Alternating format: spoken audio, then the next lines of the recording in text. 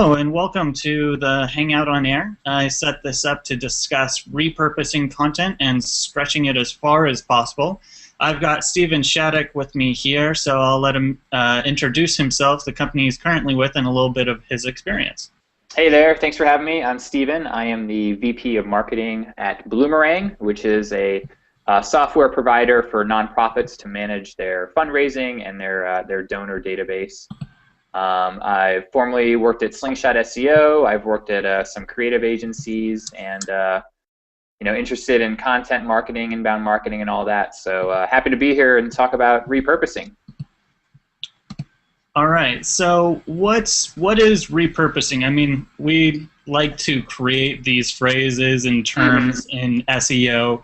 What is repurposing? What does it mean, and why would an online company, a small business, or a marketer want to repurpose?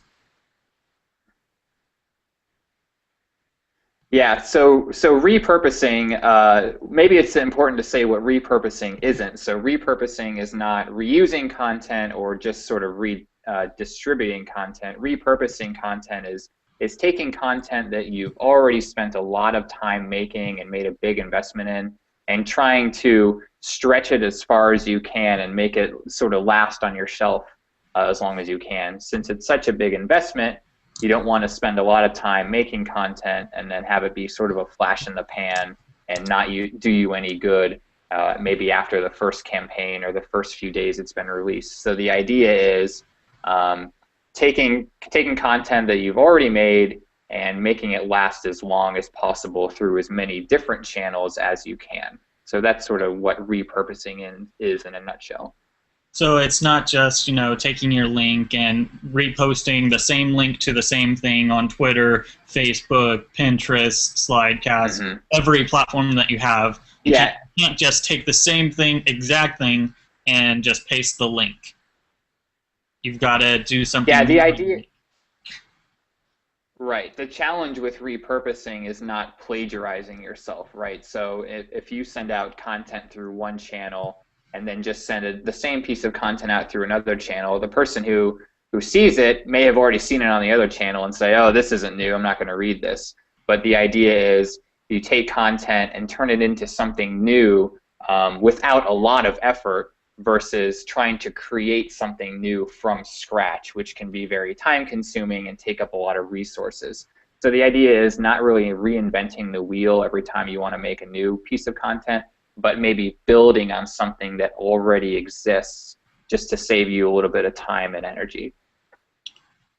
So does it really make that much of a difference moving to a different medium, even if it's mostly the same content? It can if you think about your audience. So for Bloomerang, all of our different channels, just as an example, the audiences on Twitter may be interested in different content than the people on Pinterest or the people reading our blog or our email subscribers. So if you think of your audience as distinct personas, you want to deliver content to them that is relevant to them on the channel they're on, versus just sort of assuming that everyone across all channels wants the same kind of content in the same sort of package. That makes sense. So is there like an ideal medium to start with that's really rich in? Yeah. Well, what I like to do is if you told someone in your marketing team or your sales team, hey, we need a white paper, we want to create a new white paper. Well, sitting down to write a new white paper can be very daunting. That's hard. I mean, you want someone to sit down and write a 15-page white paper from scratch. They're going to say, oh my gosh, I don't know if I can do that. I don't have time. And if they even do have time, where do you start? So what I like to do is creating a piece of content that's maybe a little bit easier to create, like a video interview or maybe even a webinar, something that's going to give you a lot to start with and something that doesn't take a lot of time. And why I like video and webinars, or even a hangout like this, is you can just sit someone down and talk to them for 15 minutes, for a half hour, for an hour, and just kind of get their thoughts on camera or recorded somehow, which is a lot easier because if you're interviewing a subject matter expert, they're going to be passionate about the content, about the topic, and be able to talk about it. Me and you could talk about this stuff for hours, I'm sure, but to sit down and write a white paper, it would be a little difficult. So, get someone on tape, record them, and then transcribe that content. So if you take an hour-long video or an hour-long webinar, you're going to have thousands of words of great content, and then take that content and repurpose it into many blog posts or a white paper, or maybe 1 or 2 white papers, or maybe a slide deck presentation or something else that's downloadable. So if you start sort of big and then break it into many pieces, many smaller pieces, that's a really great way to start with repurposing. So I've heard you use the phrase, I think I was actually on a previous Hangout on Air, and you were talking about something called turkey sandwich. Yeah.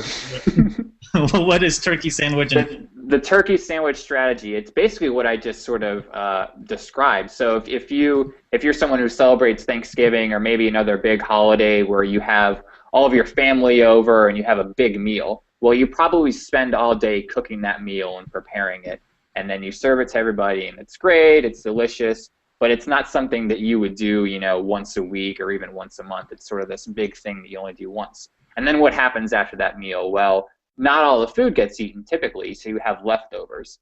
So the idea is you wouldn't just throw those leftovers away. And that's what a lot of marketers do. They spend all this time making a big piece of content, a big rich piece of content, and then just sort of discarding the little pieces once that big thing has been served.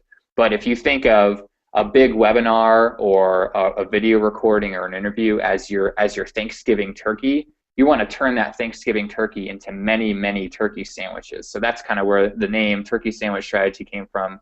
I also love food, so that's kind of where that came from. But the analogy works. So, spend your time, spend a lot of time making something big, but then stretch it or break it into as many pieces as possible. And then that content is going to pay dividends for you for months and months versus just creating something big and sending it out. And, it may perform well, but it's not going to do as much good as maybe breaking it into lots of other things that you can turn into campaigns.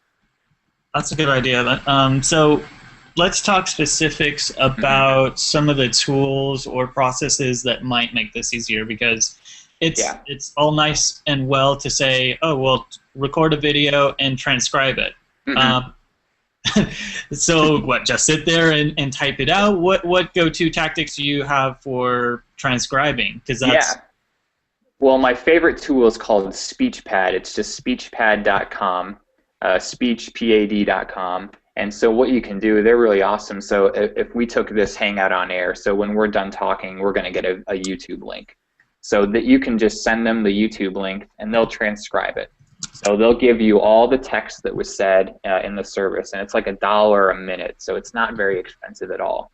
What they also do is they'll give you just an audio recording. So now, pretty effortlessly, Jeremy, now you're going to have this great piece of content. You've got your video, then you're going to have a just audio, and then you're going to have a transcription for maybe $15 or $30, and as many minutes as time it spent us to make this. Not too big a deal. We didn't do a ton of prep to get ready for this, so it wasn't a big investment. But it's great because we're going to get thousands of words of content. So from your video, you could take that and put, it's going to be on YouTube. The audio could be a podcast, or transmitted, through some other audio medium, and then the text you could turn into, maybe a white paper or a couple of blog posts. So right there, you split some kind of big, rich media content into lots of different things that you can use. So the transcription is really critical, and there are other providers of transcription. SpeechPad is just my favorite, just because it's pretty cheap, and they give you a lot of formats for the file afterwards, and you get it back in about a week, which is nice. That's awesome. Yeah. What about, I know a lot of people go to conferences and give speeches, and they end up creating slide decks. So what could someone do with their slide deck that repurpose that content? Yeah, slide decks are really similar to a video or webinar or some other recording. Certainly you could redistribute and go ahead and put the slide deck on SlideShare and get maybe some referral traffic that way. That's sort of an easy thing you can do with a slide deck. If someone happened to maybe record the audio of your talk, you could edit that into a video. So if your slides are just the video or the images on the video, and then link that up with the audio, then you've got maybe a half-hour or an hour-long video. That's a pretty easy one to do right there, as long as someone's getting the recording. And then from that, you could transcribe and get all your text, like I said before. But for the slides, if you're a blogger and if your slides are very image-based and sort of visually appealing, you've got your images for probably 10 to 30 blog posts without having to go dig through stock photo or maybe have your designer create something new. So if you think about maybe using those slides in blog posts, that's something that we see pretty common also. And then your content of your slides, if your slides have a lot of text in them, that's the basis for repurposing again into other written forms of content like blog posts or downloadable white papers and guides. So slides are really a nice thing to start with as well, because they're visual and they have a lot of content in them that's not necessarily sort of written prose, going back to the daunting task of sitting down and writing a white paper from scratch. I'm always surprised that more people don't do Slidecasts. I know SlideShare does it, and I think Scribd also allows you to do that. And what it does is you record a piece of audio and then you attach it to specific slides, and it'll play that audio for that specific slide. I'm really surprised I don't see more people taking advantage of that. Yeah, it seems like if you're going to go ahead and put the slides together and have a speech, why not just do that so you've got the content down for yourself? Because so much content is disposable, right? So you put all this effort into putting together a talk for a conference that's an hour long, and you deliver it, and then it's sort of over, and you don't get anything out of it afterwards. And that's sort of, that can be frustrating for people. So whenever I give a talk, I try to capture some of that work that I've done so I can reuse it. So, I'm also surprised that people don't do more of that. It's easier, I think, for people like us and for people who give talks and things to just talk about a topic they're passionate about. That's why slides and videos work so well as sort of your turkey, right, versus just sitting down and writing, which can be a little bit harder, I think, especially for the people in your marketing departments who aren't natural writers and who don't gravitate towards that sort of activity.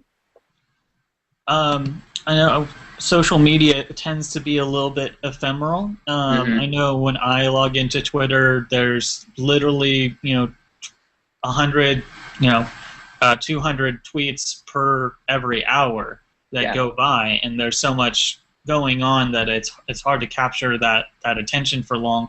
Have you had any success at recapturing any information you put out on social media and repurposing that? Absolutely. So if you do a good job of writing all your tweets out ahead of time and scheduling them, those things can be repurposed certainly on other social networks as other status updates, maybe on Facebook or things like that. But if you're a person who maybe delivers sort of short tips, I know people share a lot of links, but if you're someone who actually sends just sort of text messages through Twitter, once you've collected a lot of those, you may find yourself, oh, this is a good outline for a blog post, or this is a pretty good outline for a white paper. So the stuff that is, if you can save as much as you can, and certainly you can just go back and look at your timeline and look at your past tweets, but if you can save those things just to look back on them and even get inspiration for something that you need to write.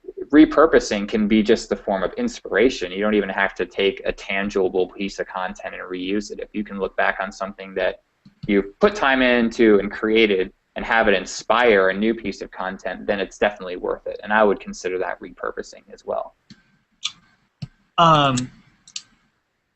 What I found, like tweet chats are actually really a lot of information, highly focused. You get a lot of experts, and it's something. It ties into the next topic, which is tying in outreach from repurposing your content. So let's say that we did a tweet chat, which we did last week on SEO chat, the hashtag, and we talked about repurposing content, and that's actually. Some of the questions that I've asked you so far came directly from that. I also put together, I'm putting together a whole series of information, a whole series of a blog post about repurposing content actually doing all of the repurposing content that we've been talking about now, talked about in that tweet chat. So when you have those conversations, when you participate, you can capture that. Another thing that I just did, I realized that I've posted so much information to G+, and in something that has been a little bit of an obsession of mine, to be active and put a lot of information out on G+, and I realized that I forgot about my blog, to the point of actually losing my domain name, and now it's footandmouthdisease.net is now a medical blog, and he blogs about gum disease, and it makes me really sad. So I moved it over to jeremyrivera.seo.com, reclaimed it, and I'm determined to start blogging again. And I realized that there's so much good stuff that I've shared on G+, that I'm starting a series called Reclaim from G+, and just posting in a little bit of details on what I've shared on G+, and I'm just surprised at how much information, how many really good resources were out there. And everybody that I share it to, reshare that to, it gets natural organic links. So of course they're going to reshare it again once they're mentioned. So it's a really good way to go about link building and building relationships with people. When you interact with them on social media, you capture their comment. You can take that quote from tweet chat and turn it into an image. And Raven Tools just did a blog post. I've used this blog post 50 different times, 10 quote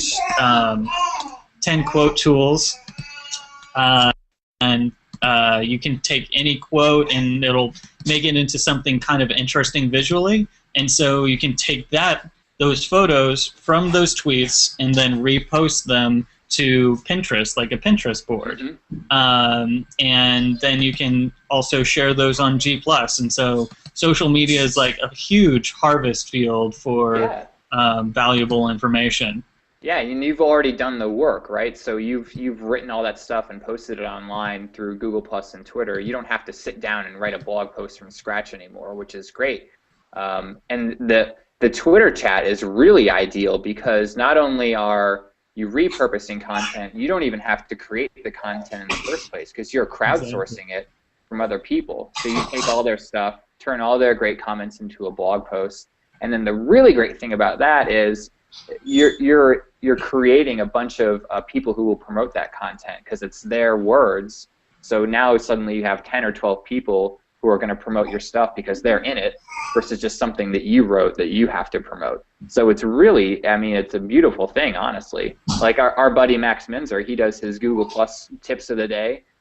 After a week, he's got 5 tips, and he could turn that into a blog post without even, spending a whole lot of time creating new content. So it's really ideal to try to repurpose as much as you can.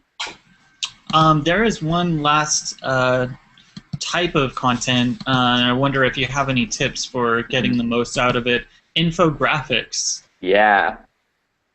So what I've seen is, I think video infographics are kind of the new thing. I'm seeing a lot of those where it's actually, a video, but a lot of the same kind of infographic style and drawings, and it sort of moves across or moves up and down as sort of your eyes would follow an infographic. But if you think of a traditional image-based infographic, you probably put a lot of research into creating the data and all the content that you hand to your designer. So after you hand it to their designer and they make the infographic, well, you've got all that stuff still. You've got your notes, you've got your data, you've got your research, you've got all the content you've written.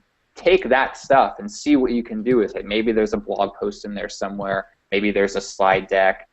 Maybe there's even the basis of a video script if you're into that kind of thing.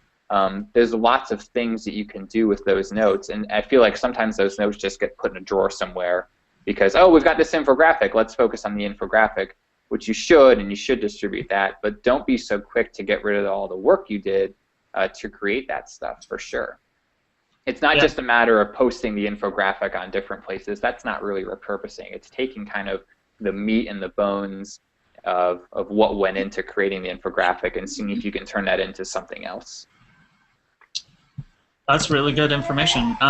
So any last thoughts or, hidden tips or tricks that you would recommend in the process? Any time savers? I think be careful would be my main thing. You don't want to put something in front of someone that they've already seen that's just sort of slightly veiled and changed a little bit, because people will ding you for it. I mean, we live in an age where people get called out all the time for stuff. So be careful. Make sure what you're sending out is really new, or a different take on things, or a different experience for the person, rather than what we talked about, just sort of sending it out through a different channel. And have fun. This is supposed to be a fun process. Making content can sometimes not be fun, especially when you have to create something from scratch and you get a deadline, or you got somebody in marketing, breathing down your neck. Have fun with it. One trick I will say for the end is your emails. Your emails are a great place, especially if you talk to clients or customers a lot. If you find yourself answering customer questions, that stuff can be repurposed into like educational blog posts, or maybe FAQ documents or things like that, so that you don't have to answer the same question to 20 different customers. You can just send them a link to something that you created from an email. So email, I mean, you probably do more writing through email than you would ever do on your blog in a lifetime. So take a look at your email. There might be some nuggets in there that you might want to pull from. Well, thanks for joining me on this quick setup hangout on air, stretching your content. Expect to see this content stretched a little bit further. And have yourself a wonderful day. All right. Thanks, Jeremy. See ya.